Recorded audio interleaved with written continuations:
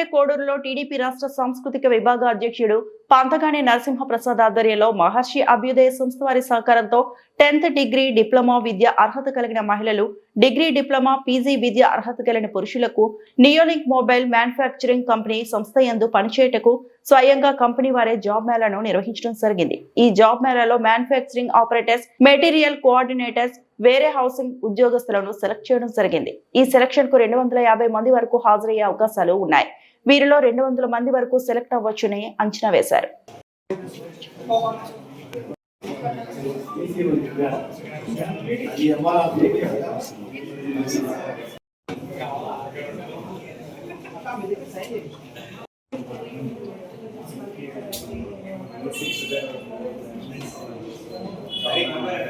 ఈరోజు ముఖ్యమంత్రి శ్రీ నారా చంద్రబాబు నాయుడు గారు, ఉప ముఖ్యమంత్రి శ్రీ పవన్ కళ్యాణ్ గారు, అదేవిధంగా మా ప్రియతమ యువనేత ఐటీ శాఖ మంత్రి నారా లోకేష్ గారి స్ఫూర్తితో నిరుద్యోగాన్ని పూర్తిగా నిర్మూలించాలన్న ధ్యేయంతో మా రైల్వే కోడూరులో నిర్వహిస్తున్న ఈ జాబ్ మేళాకి ఇంత పెద్ద ఎత్తున సహకరించిన అందరికీ కృతజ్ఞతలు తెలియజేసుకుంటున్నాను. తిరుపతికి కూతవేటు దూరంలో ఉన్న మాకు ఎన్నో కష్టాలు ఉన్నాయని మేము గతం నుంచి చెప్పుకుంటూనే ఉన్నాం. దాంట్లో మొదటి విజయంగా మా రైల్వే కోడూరు నియోజకవర్గాన్ని తిరుపతి జిల్లాలో కలపడం మాకెంతో శుభపరిణామం.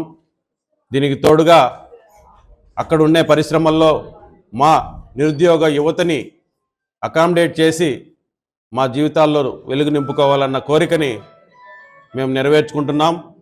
గత ఏడాది మేము నిర్వహించిన జాబ్ మేళాకి విశేష స్పందన వచ్చి దాదాపు 200 కుటుంబాల్లో ఈరోజు వెలుగులు నింపారు. అదేవిధంగా ఇంకా వస్తున్న వినతుల మేరకు ఆ కంపెనీ వాళ్ళని రిక్వెస్ట్ చేసి ఈరోజు ఈ జాబ్ మేళాని ఇక్కడ నిర్వహించాం. అందరూ చక్కగా ఉపయోగించుకుంటున్నారు.